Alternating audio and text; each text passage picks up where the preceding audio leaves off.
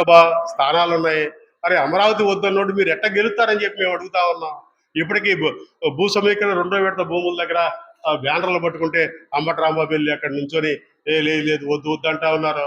అరే మన ప్రాంతం 300 కిలోమీటర్లు ఉండే రాజధాని 30 కిలోమీటర్ల దూరంలోకి వచ్చేసిందే. మన ప్రాంతం అభివృద్ధి చెందుద్ది. ఎక్కడో చోట అప్పులో తీసుకొచ్చి పెడతా ఉన్నారు. దీన్ని కంటిన్యూగా ముందుకు తీసుకెళ్లే ప్రోగ్రెస్ ఉంది కదా.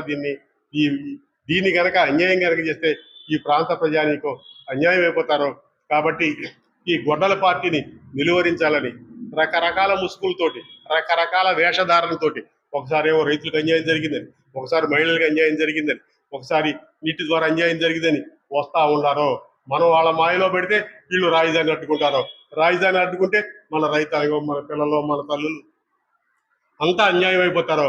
కాబట్టి ఈ పార్టీని బొందలో పెట్టాలని చెప్పి రాష్ట్ర ప్రజానీకానికి సవినీయంగా మనం చేస్తూ, షర్మిలమ్మ ఈ రాష్ట్రంలో కాంగ్రెస్ పార్టీని గ్రామ స్థాయి నుంచి జిల్లా స్థాయి, రాష్ట్ర స్థాయి వరకు బ్రహ్మాండంగా ముందుకు తీసుకెళ్లి కార్యాచరణ ప్రకటిస్తా ఉందని చెప్పి మీ అందరి ఆశీర్వాదం, మద్దతు కోసం మిమ్మల్ని అభ్యర్థిస్తూ కొలనకొండ శివాజీ ఉపాధ్యక్షుడు, ఏపీసీసీ. రాష్ట్ర రాజకీయాల్లో 2 పార్టీల మధ్యన తిరుగుతున్నాయి. దివంగత ముఖ్యమంత్రి డాక్టర్ వైఎస్ రాజశేఖర రెడ్డి గారు విద్యార్థి దశ నుంచి కూడా కాంగ్రెస్ పార్టీలో ఉన్నారు. వారు అంచెలంచెలుగా ఎదిగారు. కాంగ్రెస్ పార్టీలోనే వైద్య ఆరోగ్య శాఖ మంత్రిగా ఉన్నటువంటి రాజశేఖర రెడ్డి గారు తర్వాత రూపాయికి వైద్యం చేసినటువంటి మహనీయుడు. తర్వాత ఆరోగ్యశ్రీ అనేటటువంటి తీసుకురావాలని ఏ రాష్ట్రంలో కూడా ఏ ముఖ్యమంత్రి కలగల ఆలోచన రాజశేఖర రెడ్డి గారు కలిగి, అలాగే జలయజ్ఞం ఇటువంటి మహత్తరమైనటువంటి కార్యక్రమాలు చేసినటువంటి రాజశేఖర రెడ్డి గారిని, అలాగే వారి నాన్నగారు రాజారెడ్డి గారు, వారు కూడా అక్కడ శివాజీ చెప్పాడు 70 పడకల హాస్పిటల్ ఏర్పాటు చేయడం కానీ, వ్యవసాయ రంగంగా కొంతమంది సహకారం అందించడం కానీ ఇవన్నీ చేసుకుంటూ వచ్చారు. ఇవాళ రాజకీయాల్లో 7 పబ్బాలు గడుపుకోవడం కోసం ఒకడు దొంగ అంటే ఒకడు దొంగ అనేటటువంటి నిందారోపణలు చేసుకుంటా రాష్ట్రం యొక్క అభివృద్ధిని పక్కన పెట్టేశారు. వీళ్ళకి ఎంతసేపు ఏంటంటే నువ్వు దొంగ అంటే నువ్వు దొంగ అనే లెవెల్లో ఉన్నారు. ఇవాళ అధికార పార్టీ అలాగే ఉంది, అపోజిషన్ దక్కలేదు అనేటువంటి అక్కస్తో కూడా జగన్మోహన్ రెడ్డి గారు తన సెల్ఫ్ గోల్ తానే వేసుకున్నాడని చెప్పడంలో ఎటువంటి శక్తి లేదు. ఆయన ప్రెస్ మీట్ పెట్టిన తర్వాత రాష్ట్రంలో జరుగుతున్న సంఘటన మళ్ళీ ప్రెస్ మీట్ మాట్లాడారు కదా. ఆయన ఎవరెవరితో రాజమౌళి రామచంద్ర రెడ్డి లాంటి ఆయనతో ఆయన మాట్లాడే దాంట్లో అర్థం ఉందా అని మేము అడుగుతున్నాం.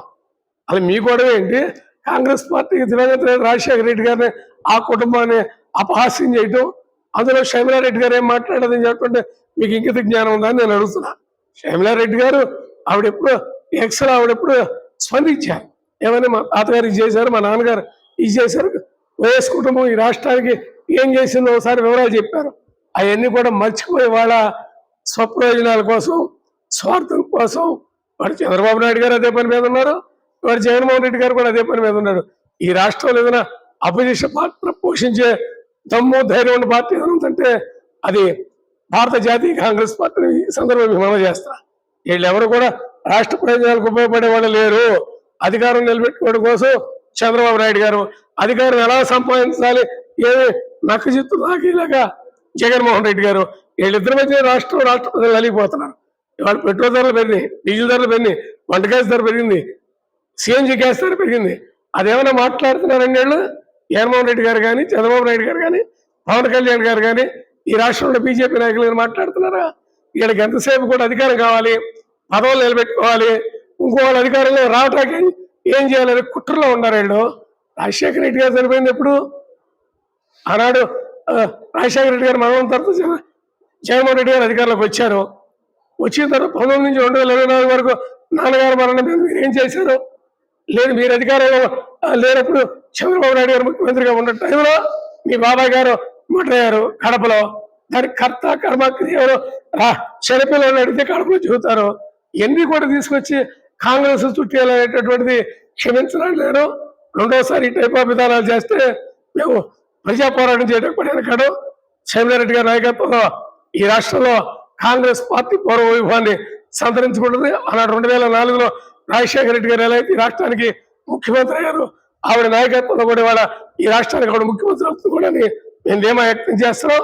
నిరంతరం కార్యకర్తలతో పనిచేస్తా, గ్రామ స్థాయి నుంచి మండల స్థాయి, నియోజకవర్గ స్థాయి, జిల్లా స్థాయి రాష్ట్ర స్థాయిలో వాడు కాంగ్రెస్ పార్టీ బలోపేతానికి నిరంతర శ్రమ తీసుకున్నటువంటి పులిబిడ్డ రాజశేఖర రెడ్డి గారు ముద్దుబిడ్డ వైఎస్ షర్మిలారెడ్డి గారు మనం చేస్తూ జరిగినటువంటి ఏకన్వెన్షన్ హాల్లో దాదాపు 2,000-3,000 మంది వివిధ పార్టీలో ఉన్నటువంటి వ్యక్తులు ఆవిడ నాయకత్వం నుంచి కాంగ్రెస్ పార్టీలో చేరారు.